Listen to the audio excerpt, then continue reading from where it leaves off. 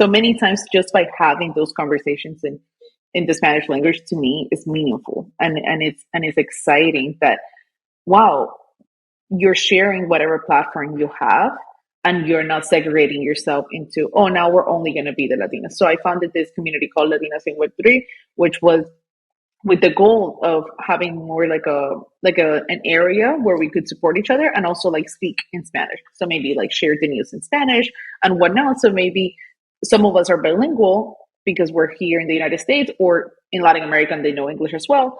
But then the people that perhaps are like, hey, I only know Spanish, I'm trying my best. Wow, now I could go here in this community and have this feed sort of curated. NFTs are redefining the cryptocurrency landscape and taking the world by storm. This is Ashley Smith from Fame Lady Squad, and I want to welcome you to From the Blockchain. As leaders of an all-female avatar NFT project, we want to share our insight and industry knowledge with you. We want to empower more women to participate and dominate in the NFT space. So whether you're an early adopter or just a curious learner, we hope you join us to explore the exciting world of NFTs. Hello, everybody. Welcome back to From the Blockchain. This is your girl, Ashley Smith, sometimes otherwise known as Bored Becky on the internet. I really appreciate you being here with us today. I'm so excited for today's episode featuring a very special guest. Her name is Laura Rodriguez. Those of you who are active in the NFT ecosystem may know her better as the Miami Ape. I'm going to tell you a little bit more about her in one moment here, and about some of the things we cover in today's episode, which I think you're really going to love. But first, let's dive into a couple quick little things. First, I want to thank our sponsors, Daz 3D, who are continuing to sponsor From the Blockchain and support us in our mission to empower women and a diverse audience learning about Web3 innovation and thought leadership. So thank you so much. You want to learn a little bit about Daz 3D. They are a leader in Web3 strategy, marketing, and full stack development. I can also tell you a little bit about who they are on the other side. They are a leader in 3D technology and have been since 2000. They empower 3D artists and designers with a free comprehensive software suite and a massive 3D marketplace with over 5 million intercompatible assets for Daz Studio and other 3D applications. If you want to learn more about Daz 3D, please visit their website at daz3d.com. I will also let you know that we are actively looking for more sponsorships. So if you're interested in sponsoring From the Blockchain and our mission, please do get in touch with us. There will be a link in the show notes. Also, just a quick friendly reminder, please make sure you have subscribed and reviewed to the show. If you're on any audio platform, please make sure to subscribe, and make sure to also check us out on YouTube as these episodes begin to drop there as well. We'll have the links in the show notes for that. So that's some of the sort of admin side of this. Let's jump right into talking about Laura. It was such a pleasure to meet her. It was actually the first time I really had a solid conversation with Laura. I had not met her in person. I'd admired her from afar for quite some time. Laura Rodriguez is the co-founder of the Miami Ape LLC, a Web3 consulting and media company. She's an advisor, social impact advocate, and community builder with a master's in social work and over 11 years of experience working as a mental health advocate. She's a sought out and renowned speaker with a worldwide audience. Laura is an experienced live show host and has been featured on live national television in Spanish as an educator and expert about NFTs and Web3, and featured on Forbes as one of the 10 must-follow influencers in the Latin American space. In the fall of 2022, Laura was selected as a Bored Ape Yacht Club Community Council member as a proud holder of Bored Ape 9300. Laura was also nominated for the WOW Awards, a World of Women for Impact in Web3 Education in October 2022. So Laura's been super busy, clearly. She is a content creator with a passion for empowering others through education via various audio media platforms with over 2 million impressions. She's a fervent believer in the transformative power of blockchain technology and the power of digital ownership to positively change the world. The next part I find super interesting, and I hope you do too, adds a little flavor to some of the conversation that we get into today. As an advocate for NFTs, Laura seeks to educate people about the potential of this new technology, and she wants to bring awareness to Latin America and minority groups about the opportunities available in Web3. For this purpose, Laura also founded a community of Latinos on Web3 with over 2.5 thousand members, where she hosts online and in-person meetups with the community. She has worked as a volunteer with several nonprofits and is now looking to onboard them into the Web3 space. Her goal is to use her social media platforms as a content creator to empower artists, musicians, entrepreneurs, and anyone looking to innovate and enter this rapidly growing industry. So impressed by this woman. She's doing so much good work. I have to say, after our one-on-one interview, I got to take a little bit of a deep dive with Laura offline and chat with her. And I just have to say, she's just such a thoughtful person in this space with a wonderful perspective, very down to earth, really interested in doing good in Web3 and doing good in terms of just like society in general. And it was just such a pleasure to have this conversation. And of course, it's fun to see folks that are finding interesting ways to engage with their NFTs. So I think that's really cool too. So without further ado, please enjoy today's show featuring Laura Rodriguez, aka the Miami Ape. I am so excited to be here today with Laura Rodriguez, also known in the space as the Miami Ape. She's someone that I have known from afar, very, important figure in the NFT community, especially as a woman. And it's crazy that honestly, Laura and I have never had the opportunity to really chat. So this is our first time to chat. I'm going to get to know Laura today. I'm so excited for our audience to get to know Laura as well. Laura, welcome to From the Blockchain. Thank you so much for being here with me today. Thank you so much for inviting me. I'm excited for this conversation. And it's also one of those things that I can't believe that this is the first time we're going to chat. So it's exciting that we get to record it for the rest of the time. Yes. And not that our audience cares, but I woke up a little early today to make this work because we had to shuffle things around. And so I'm kind of like bedhead. But I threw on my my OG Bored Ape hoodie today, just kind of to be in the right energy to talk to Laura. So I'm excited about that.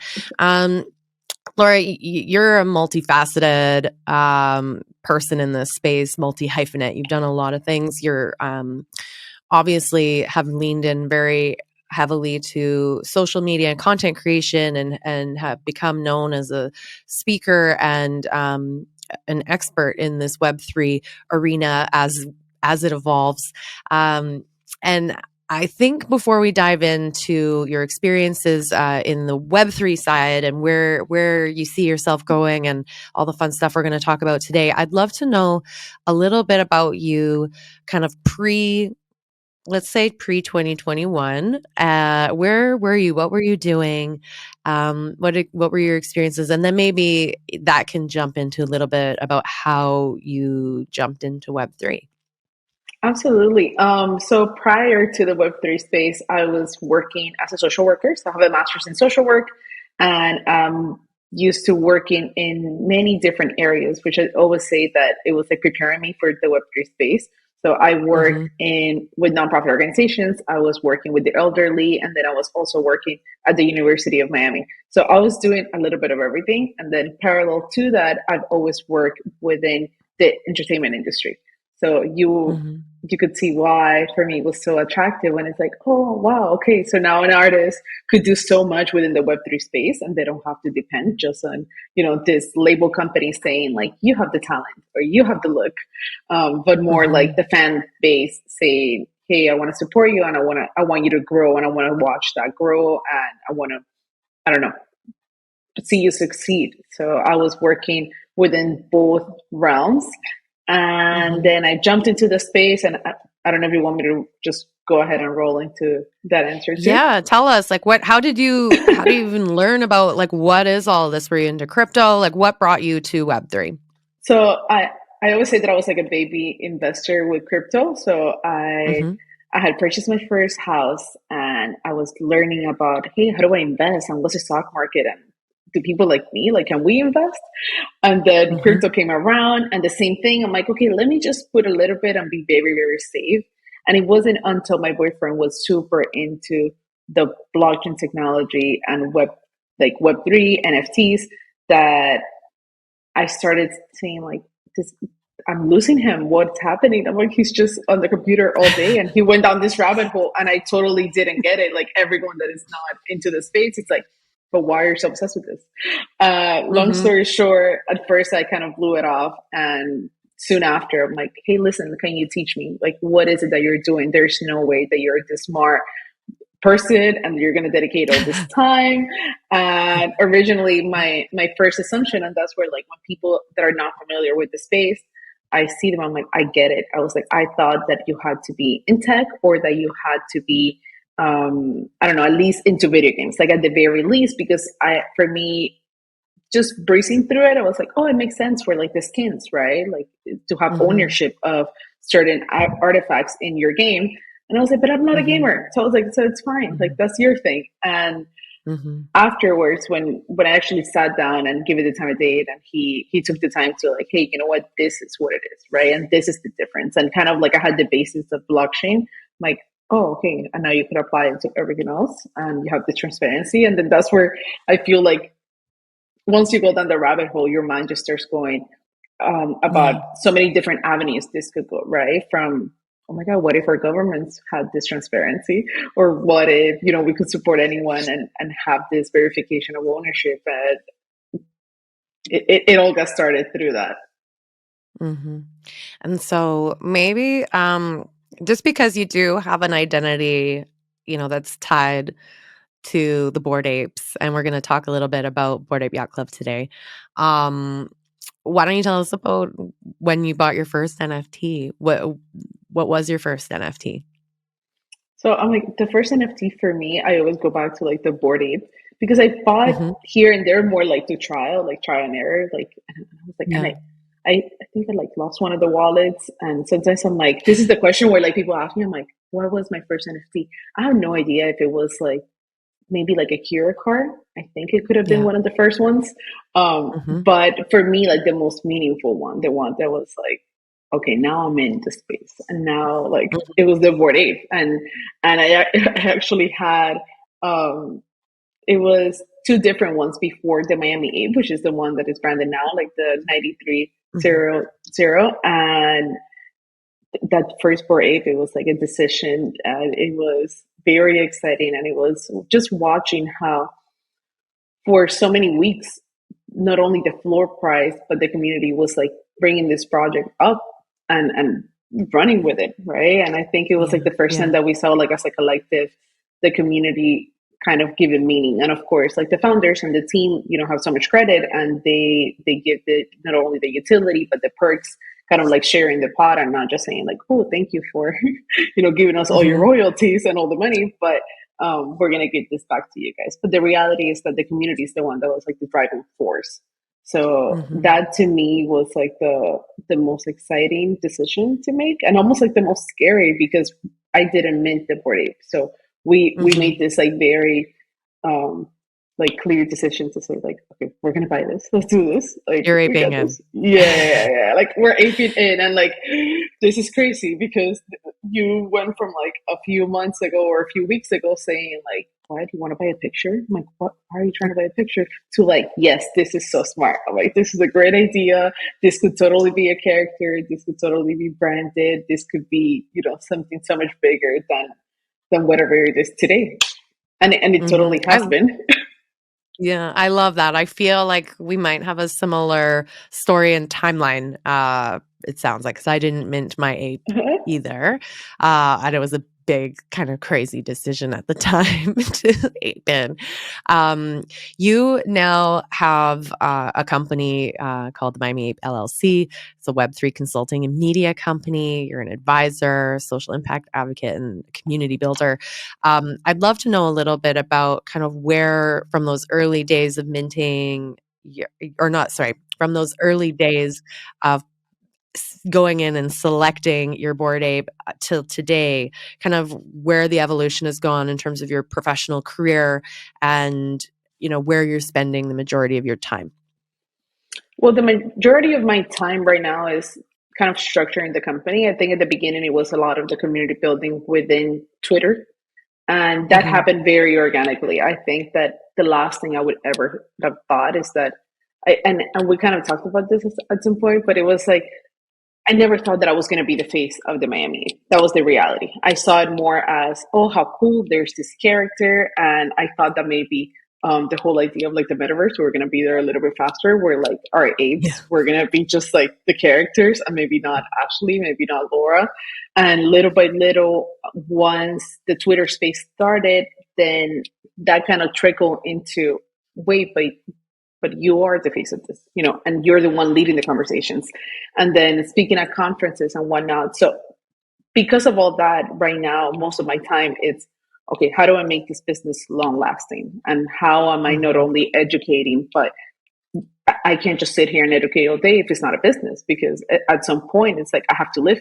Right. And this has to be long lasting. And at the beginning, because that wasn't the plan, it was so much easier. It was just like, oh, okay, perfect. I'm doing this and it's organically growing and it's happening.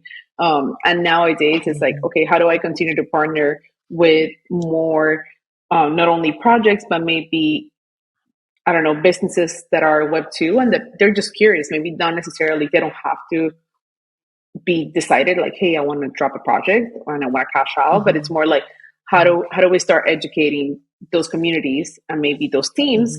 And that's what we're focusing right now, as well as everything that has to do with interviewing very interesting people, giving the highlight. I think that having what I've learned with social media is that social media is where you make it. And that if you have any sort of platform, you don't have to just stick to this like cookie cutter idea that, oh, it's vain or it's just superficial or it's just this. It's really what you make it and the audience that you're attracting. Maybe the content that you're creating is not going to be appealing to everyone else, right? But maybe that's what makes it appealing to you, and maybe that's what makes it meaningful to you. So to me, it's to continue not only to create the content that is educational, but that is inclusive and that it's highlighting the people that are killing it in the space, and also doing so from a place of, hey, I know what I'm talking about, but there's so many people that are so much better in these areas, and I'm going to bring them to you and I'm going to highlight them. And I think that way, so we're going to have like a more educated community, and whoever is coming along that is going to feel like part of the conversation. So doing a little bit of everything and continuing to be open. I think ultimately where I am today and how the company has been able to grow is not only by having, brand partnerships, is not only by having consultancy and creating the content and speaking at different conferences all over the world, but it's also by staying open and saying, hey, I don't know what's the next door that's going to open, but I'm up for it. And as long as it's something that I believe that it would benefit not only, myself, but the community around me, then I'm in.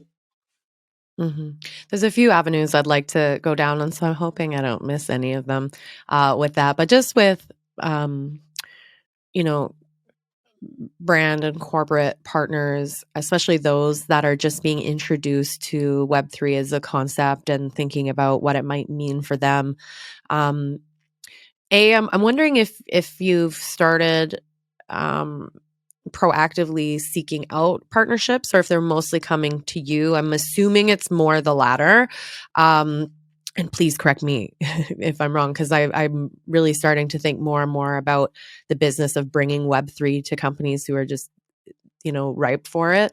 And the types of conversations in the early days you're having with these prospective partners, I just want to know, what are they thinking? Like, what are their big questions for you? So at the very beginning, the partnerships are coming to me, right? And I think that this is where like the market is like rainbows and butterflies, and I have like all these different people coming. I'm like, wait, whoa, okay, let me let me figure this out. And then now at this point, not only am I maybe being more selective about the partnerships that I'm making, I think I was always very selective, but now because of the market condition, it's like, what are your intentions coming in? And not only like, do you want to learn? And then I have other partnerships that a lot of the questions are focusing on, what should I care about this? Like I hear noise, I hear this, but there's liabilities. There is, we're not really sure what the law is going to look like for any of this. We hear a lot of sensationalist like titles when it comes from, ooh, they sold for millions of dollars, or they are a scam, huge, front and center. So I think a lot of the question is like, how do we get an unbiased opinion, right? That it's someone that is in the space that could tell me, hey, you know what? Yes, these are totally red flags, and we're not happy about this, and it sucks that we have all these bad actors, and this is what's happening, and we're going to speak about this with transparency. And then also, this is the potential of the technology, and this is how it's moving forward. And perhaps I think people are always looking for that reassurance that, like, in any new emerging technology, things like this have happened. So sometimes even looking at like back in the day when like the internet came out, and like looking at interviews where like people were like making jokes like, ha ha, we're gonna all have our own website. Like, sure, this is never gonna happen. So I think that's almost like reassuring to a lot of the companies. And like, it sounds silly and it sounds like something so simple, but many times I believe it's like not only understanding the potential, but understanding from their area. So many times it's like maybe guiding this, and this is where like my psychology I think comes into play, because I'm like, hey, I can't know what your business needs. Like, if you are in this business that I've never been a part of, like, you know what your business is lacking. So I need to explain to you, like, almost like this is what it is, and then we're gonna walk together into what could it possibly solve. And that's where I believe that innovation has to come, because we're the experts of our field, and we're the ones that are going to know exactly, oh, okay, now that I have an idea, would this technology be able to do this? And you're like, oh my God, I never thought about that. That is really cool. So a lot of guidance and a lot of just like exploration of things that maybe now you're going to get in a curator matter, and not having to go, I don't know, down that rabbit hole that we have talked about a few times today. Yeah, the rabbit hole is a common theme the conversation. But I really like that highlight. And I think it's important for the audience to pick out is that idea that for, organizations, this is not a one size fits all. This is about how can this technology be applied? What are the applications specific to your needs as an organization? And I really like that. I hate to say, like, I haven't heard a lot of people talking about it in that way, and it really is so simple and common sense. But I think to your point, the just excitement around the space really clouded judgment for a while there, and maybe now we're primed for real thoughtful innovation within organizations, and just how can you tweak, how can you add, how can you build something within an infrastructure that already exists to add value. So I really love that. I do want to talk a bit about your community building. I think it's really important to highlight that, you've been a really important voice, not only in the NFT space, not only as a woman. And I don't know if you like being like, I don't want to put you in a box by any means, but you represent that to me.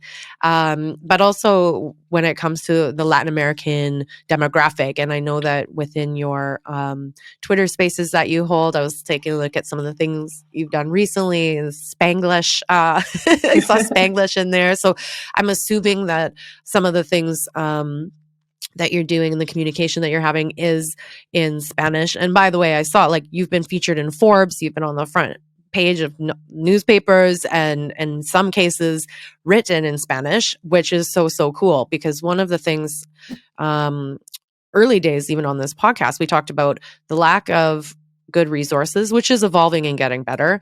But then the lack of resources outside of the English language when it comes to Web3, and how do we really bring this technology to folks who maybe aren't necessarily English as a first language.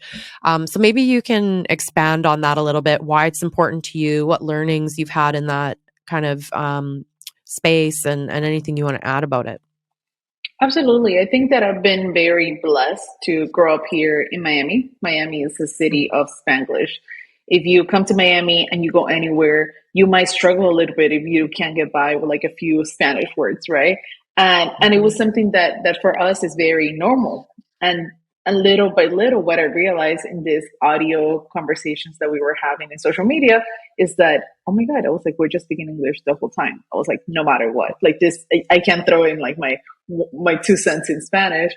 And it got me thinking, it got me thinking originally into all the community that is in Latin America and how can they benefit from this. And many times is, wow, this is not a lack of knowledge. This is not a lack of awareness. This is a lack of maybe the content is not in my language. And the reality is that blockchain technology has been in many countries in Latin America because of need, because of, governments, because of, the inflation for many times of their coins. It's like, this is how they're trading. This is how they're making money. This is how they're making business. And it's like, and now you have this whole new wave of NFTs that could potentially open so many doors. And many times the doors that I see is not only from, oh, I'm going to found a project, or I'm going to, be a one-on-one artist and drop my NFT. Not everyone is going to be that way, but maybe someone that is right now in high school that is going to choose a career. It's like, oh my God, they need this type of engineers. I'm interested in this. I didn't know this existed. So many times just by having those conversations in the Spanish language, to me, is meaningful. And it's exciting that, wow, you're sharing whatever platform you have and you're not segregating yourself into, oh, now we're only going to be the Latinas. So I founded this community called Latinas in Web3, which was with the goal of having more like an area where we could support each other and also like speak in Spanish. So maybe like share the news in Spanish and whatnot. So maybe some of us are bilingual because we're here in the United States or in Latin America and they know English as well.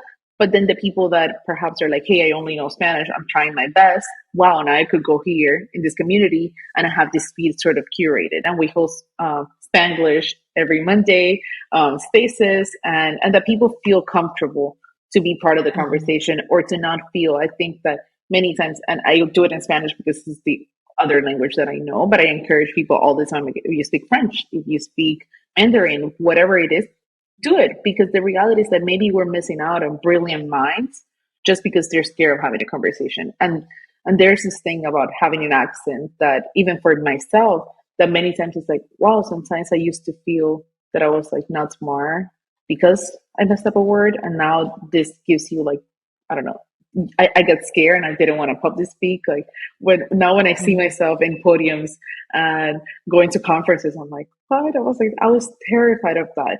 And the reality is that I was terrified of sounding like a fool. And I'm like, well, but I'm really smart. I just messed up that word and I didn't pronounce it properly, but that doesn't make me any less. So I think there's a combination of things that I think is important to highlight and not to forget people. And as humans, we have so many biases, which is okay. But the only way to fight those biases is for us to be a little bit more aware. And I'm like, I could be biased because someone has an accent, and therefore I think they're not capable of doing the same work as someone that speaks very properly and answers the words perfectly. And I believe they're better suited for the role. And it's like, well, that's a bias. That's not a fact. So now how do I give both of them a fair shot and see like which one is the best person for this opportunity? But yeah, I kind of ramble. No, that's wonderful. I think it's a really important thing in and out of Web3, but I agree. Exposure is so important. And I come from real estate. That's my background. And some of the, Web3 applications that I think are, so obvious in my mind that are probably still a long ways away when it comes to real estate at the intersection of Web3, blockchain and real estate.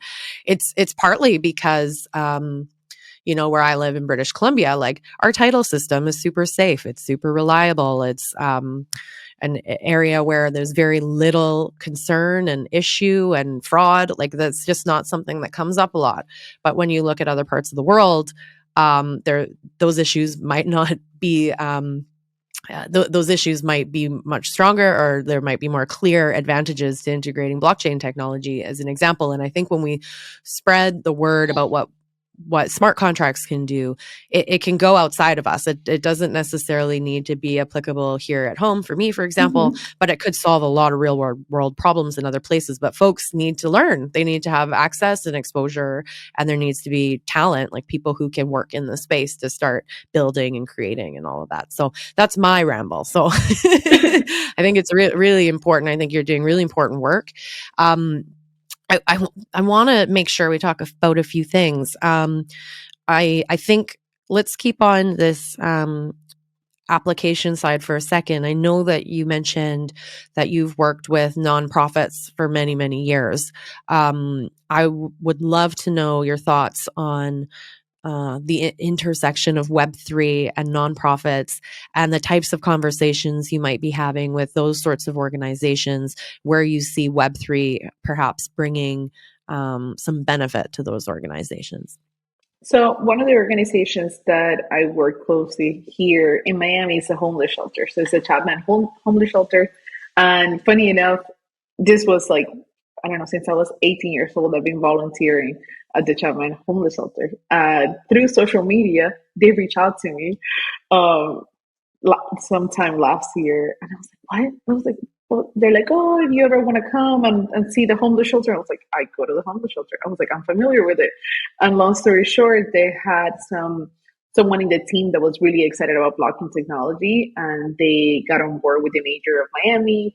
They spoke with many different projects, and they were utilizing the technology not only to educate people within the homeless shelter that were ready to like leave the homeless shelter and have like proper housing, but also as a donation, right? So many times we have like all this cash flowing within the Web3 space and blockchain, and people are like, hey, if I don't have to cash this out to go somewhere to then donate it, if you make it easy for me and transparent that it's really going to the wallet of the nonprofit organization, I feel more comfortable. So I think the intersection is a lot of transparency. I think many times there is a fear from a donor's perspective when it comes to helping, that one is not enough. Whatever I have, like if I have $10, then you're like, well, that's not really going to make a difference. Who knows?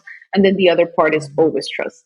It's like, do I know this organization enough that they're going to use my $10 for something good and positive? Or is it going to be, $8 for upper management and you get $2?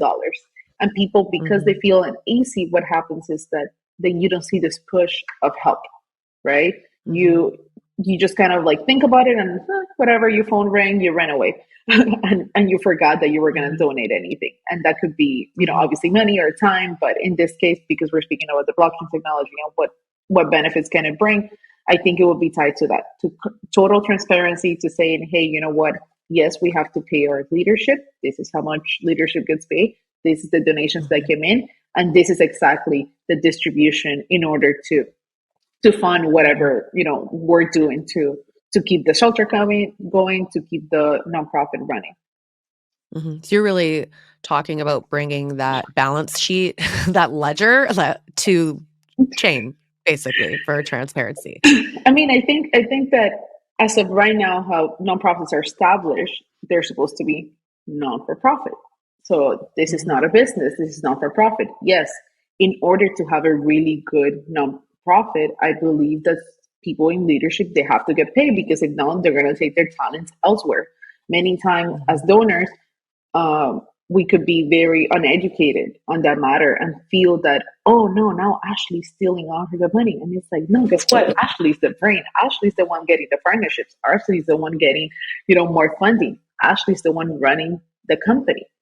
And because she's running the company, we're able to impact so many lives, even if this means, I don't know, maybe for a nonprofit that's helping animals, like an animal shelter, or maybe with donations. Maybe this is a nonprofit that's with children and mentorship. So I think once you take away that taboo of they are going to be a team that needs to get paid because they have to live and they have to make this thrive. And then also everything else, it's really going to go for the benefit of whatever cost, they're working on, and we could give with that peace of mind. Mm-hmm. I think it makes a difference. Yeah, I love that. I have a question for you that might kind of I hope it's not redundant. What I forgot to mention to you prior to the show is that every show we do one ChatGPT generated question, and we do that to just lightly introduce and nudge our audience, to the technology that's active right now. And anyhow, so what we do is we ask ChatGPT to generate a question for our guest based on information we give it about our guest. So I'm going to ask the question, and it's a little bit hitting on some of the things you just said. So if there's anywhere else you want to take it, please do. It says, how do you envision blockchain technology, particularly NFTs and other Web3 applications, being utilized for social good and addressing societal challenges in 2023 and beyond? Okay, so thank you, my BFF ChatGPT. I love playing with it, and I love when it gives me amazing answers. I'm like, oh my god, this is great. I think that how I see it in this new year, I think it's going to expand more into the loyalty and rewards. I think that's where we're going. I believe that this is a great way to focus on the mass adoption, where it's going to be seamless. I don't think that for more that I would love to do, a one-on-one course with so many people, that's not the reality, and it's not going to be the level of interest that everyone out there is going to have, right? I feel like us that we're in this space, we would love for that to happen. I just don't see that as the reality. I think that we're going to have easier ways, easy points of entry. And I think loyalty and rewards with new ways to earn, with the network effect that, plays into that dynamic, like, oh, what have you collected? And I'm going to go to the obvious examples, which is Starbucks, bringing on their massive rewards, one of the most successful ever programs into the space, but doing so in an exciting way and not taking away the perks that they already have. So I think really, pushing that economy, because it's good for them, because now their customer is having fun. You're having them reoccurring. Like one of the tasks that you have to do for the Startups program is like, oh, you have to go 5 consecutive weeks. Maybe I didn't realize, maybe I don't go 5 consecutive weeks because I'm working from home. But now it's like, oh, I haven't gone this week and I really want my stamp. Guess what? We're going. And I think that this is an easy way in order to have now real ownership of once I get this stamp, if I want to sell it to you, Ashley, I could sell it. So now I actually own it, as opposed to the points that are on an app that it's like, unless you're with me, I could treat you to the coffee. And I'm like, oh, I'll pay for it with my points. But I can send them to you to the other side of the world. I can send them to you. And this is where little by little, people that have no idea what this is, later we could go back and say oh, you know what? You're using an NFT. You're using blockchain. They're like, what? How? It's like that you're able to sell. This is where it makes a difference. So I believe that for this new year, that's what we're going to see a lot more. People forgetting so much about the FOMO, more about, hey, we have gotten burned so many times. We have learned our ways. How do we use this in a long lasting way? And it might not be as attractive, because sometimes with numbers, it comes this boom of euphoria.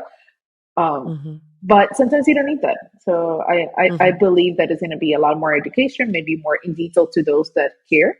And then for those that they're like, I have no idea what this is. I just want more perks, and I want, I want to have this conversation with the brands that I'm loyal to. Then let's investigate that. I love that you brought that up. And I also think it's interesting. I wonder who, because I think someone will do this, a rewards program, just kind of bringing it back to the conversation we just had about nonprofits and social good. I think, man, wouldn't it be cool to be rewarded for volunteer time or something like that? Isn't there could be some sort of infrastructure built that could reward people for giving back. Anyways, if anyone in our audience wants to do that, just give me some credit for the idea. Just kidding. And call me. We're gonna say the Ashley program. You know what? No, yeah. There is a nonprofit called Techo that they have been doing great work, and they're really good about putting together trips. So trips in order to go to different countries, and then you're able to build houses, right? And you're able to build a house very sustainable and within a weekend. So people go with companies or with friends, and they're able to do this. So one of the ways that they sometimes could do like a reward system, right? It's saying like, hey, if this many of you go, maybe we could give away a trip for someone that maybe can't afford doing this trip.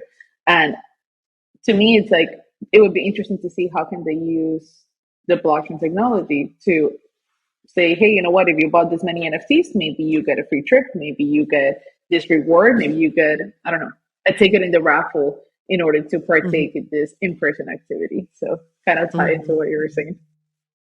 Lots of ideas, everybody. Just the two lady apes. Just refer to the two lady apes. So speaking of apes, let's talk a little bit about that. We mention Yuga Labs from time to time on this show. Full disclosure, obviously I own some apes. This is not about like promoting Bored Ape Yacht Club or I don't think Yuga. But they definitely have done a lot of cool stuff in this space. And Laura was selected in 2022 as a Bored Ape Yacht Club Community Council member. You know what? This is awful. Like, I know that council exists. I know it's important, but just because my day-to-day life has me kind of off and crazy, I don't know a lot about like what the council does. I'd love to know about what is the council, what do you do, and I think also thinking about how to introduce this kind of model, to our audience of this type of community involved leadership group or advisory council, however it works. I'd love to know more. Absolutely. And I think that at the very beginning, it was a little confusing to everyone. So no need to apologize or to say that you're not too familiar with it. It was just me. It's purely me. It's all good. No, you know what? Because it was at the same time that there was a council for ApeCoin. So that kind of like meshed things together. So for the Bored Ape Council, right. So there are 7 of us, and we were all selected individually by the Yuga Labs team. We actually we met almost like the day before everyone found out like who the people were selected.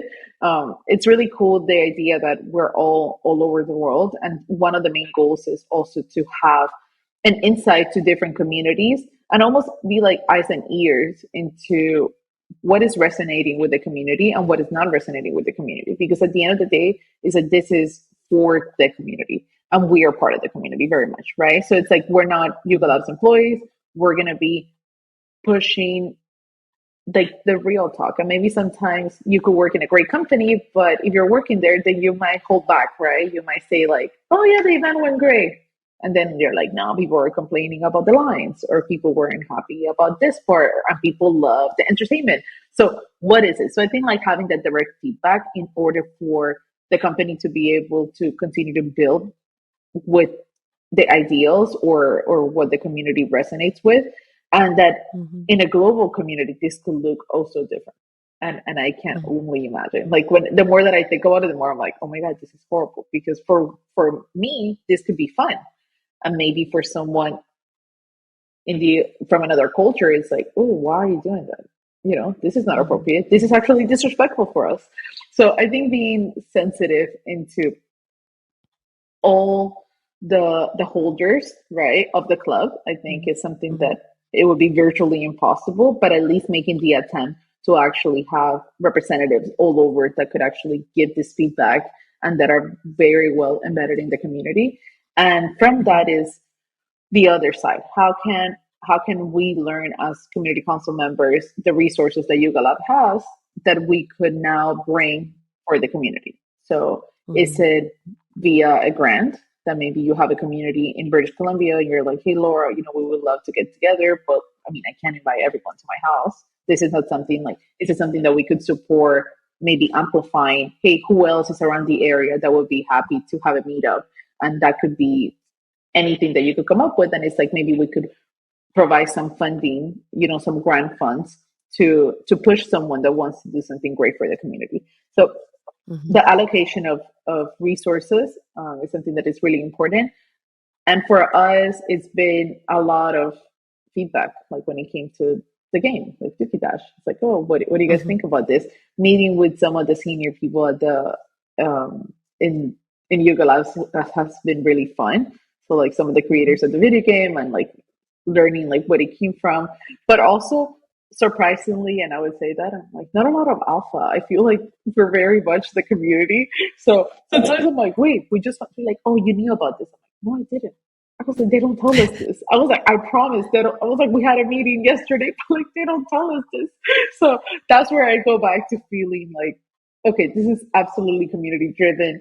They truly want us to work independently, separately from them, have meetings, just the seven of us, and then come up with the ideas and the plans that we want to structure, while also being able to shape this new console and what this looks like long term, by the feedback of the community. So at the beginning, I think we were working a lot behind closed doors and very quiet, just because it was literally from zero. So this wasn't like, hey, this is this beautiful structure here, start working at it. It was more like, what do you want to make it? And with that, it comes a lot of perks where we truly are autonomous, and we don't have like this beautiful package. Like this is what you have to do and deliver. But now it's like, how do we work with time zones? We have someone that's in Japan. We have someone that is in London. We have someone. How do we really get together and make this work? And that has been fun. I mean, I love this. I love this about this space. I'm a big traveler and I love different cultures. So to me, it's like, let's make it work. We want to be in the community council. We want to give back. We want to brainstorm and bring our opinions or the people around us feedback. Then get to work. So that's what I've been doing for a while now. And we're gonna see. Well, actually, now in Paris there was a meetup that was put together, and that was like supported by one of the grants. So we just hope to see more, and for the community globally to feel the love, and not only that this is going to happen when there's an Ape Fest or when there's an event in Miami during Art Basel, but it's more like you have the opportunity to take leadership regardless where you are in the world, because our community really is global. Yeah. That's a good point. I do, before we go, I want to talk a little bit about content, especially from a Web3 perspective.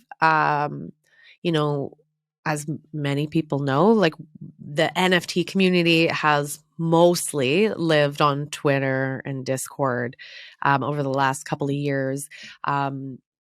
And I'm just wondering what your thoughts are, because you've been so involved as a content creator and talking to people about content creation, what you're thinking when it comes to sort of the 3.0 version of Web 2.0 from the social media side. Like what do you think, where should Web3 companies or individuals heavily invested, where should they be spending their time? How should they be thinking about content in 2023?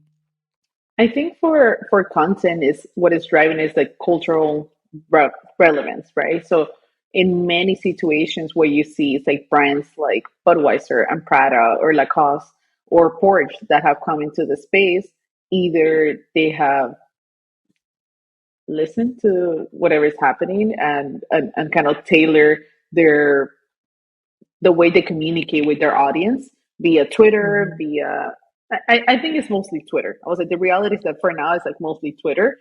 But I think the most important part, not only in what platform you are, but it's like it's irrelevant to what you're talking about. So right now, if today you were to put a tweet like, "Hey friend, like how it was," or like "Whack me," most of us would probably be like, what are you talking about? Right. But if you probably say something like, there was a tweet recently from one of the brands that was about the checks. I don't know if you've seen and it was like, it was a huge hit. but they did it like Mm-hmm.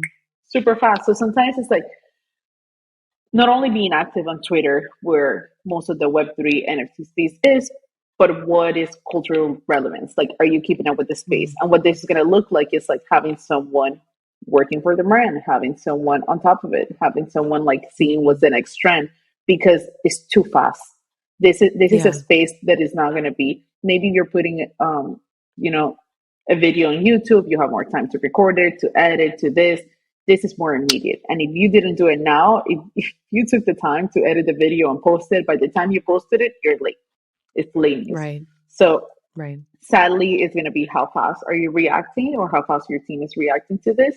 And Mm-hmm. a lot of brands, believe it or not, are still utilizing Discord. So I think that it is really important in order to have this one-on-one relationship with your customers to use Discord. Mm-hmm. And I would say that other platforms, I believe, like TikTok, sadly, I was like, I would like to say that it's not, but TikTok is one of the fastest growing platforms for many creators. I haven't hit the Mm-hmm. jackpot there. I don't know. I was like, I think I focused all my energy and heart and love into everything that has to do with Twitter.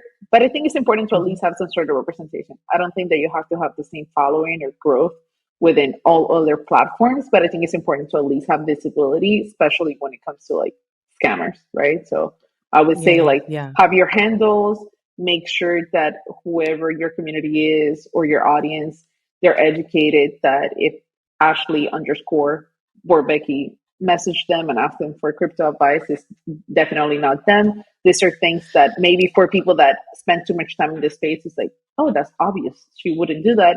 This is not obvious for someone else. So Yeah. every single chance you get, hey, if you get a message about, hey, are your trades, connect your wallet? No, absolutely not. There's no need to Mm-hmm. do any of that. And we need to protect ourselves, because just how there are so many amazing people that are ready to help, to onboard you, to guide you, and to Mm-hmm. really perhaps like give you the right tools in order for you to like Mm-hmm. succeed in the space. Just like it's so many Mm-hmm. people see it as an opportunity to make a quick buck, and Yeah. they probably have so many people fall for it that they continue to do it. So Yeah. we have to Yeah. look out No, for that. that's a great tip. Great tip. And we can never remind people enough about how to play it safe out there. We see a lot of these things happening all the time. But I love what you're mentioning about this being having a finger on the pulse, having somebody dedicated, if possible, if that's within your budget as an organization. Um, I what I'm hoping in our people in our audience here, especially for those that are maybe newer to this space or younger and earlier on in their careers, is that there's opportunities like this that, companies might want to be thinking not just about the long-term marketing strategy, but also like how do they hire somebody to have their finger on the pulse of culture, and you know how can you as an individual perhaps fill that void? Because I think that that's been a tough thing for companies to find and source. They haven't known how to go about finding people that can serve in that capacity. And then I have other thoughts about how people in those, say, social media, even maybe community management roles might need to learn about just how to also represent a company online. So balancing representing an organization, but also how to keep their finger on a pulse, how to be culturally relevant, and how to do fun things. Anyway, that's a tangent. We'll get into that again another day. But Laura, you know what? It's been so fun to talk to you. We've kind of like gone over a little bit here. I really appreciate your time. You're obviously somebody to follow. If our audience wants to find you and follow you, where can they do that? How can they do that? And by the way, any of your links we'll make sure are in the show notes. Perfect. Thank you. No, this has been so much fun, and there's so many other things that I wanted to touch upon. But you could follow me at the Miami Ape. I am on Twitter. I have a secret TikTok because no one sees it. So if you want to go look at my secret TikTok, go for it. And I'm usually more on Twitter Spaces, and everything that has to do with Twitter is at the Miami Ape. Mhm. Yeah, I mean, I'm excited to welcome you people. And one thing I would say is also that it's really important for us to remember that we're not going into a digital world. Like, we are already living in a digital world. And, 1 in 5 people are already interacting with crypto, with NFTs. And now just go outside and see how many people are on their phones. Just go see outside how many people care about an Instagram feed. And this is where these digital identities are going to take place. And it's like, we just need to move a little bit farther and really have ownership over our digital everything, right? Our digital lives. And this is where we're going. So little by little, I just believe that the narratives and maybe the names are going to have to shift in order for us to feel more comfortable. But to me, it's a pleasure to meet you, Ashley. I was like, see your beautiful face. Thank you for waking up early and inviting me. This has been, a long time coming, and I appreciate everything that you do, not only the representation that you bring, but also, the name that you have been able to build for yourself and for Bored Becky. Oh, thank you so much. Thank you for being here, Laura. This has been so much fun. I hope we do it again. And thank you to our audience for tuning in, listening to stories of innovation and thought leadership from the blockchain. Thank you for joining us on From the Blockchain. We hope you enjoyed the show. If you have any questions about today's episode, please send us a message so we can answer it. If you want to learn more about Fame Lady Squad or how you can get involved with NFTs, please visit our website or join our growing community on Discord. We genuinely believe we couldn't do the things we do without the support of our community and listeners like you. So thank you. We'll see you again soon.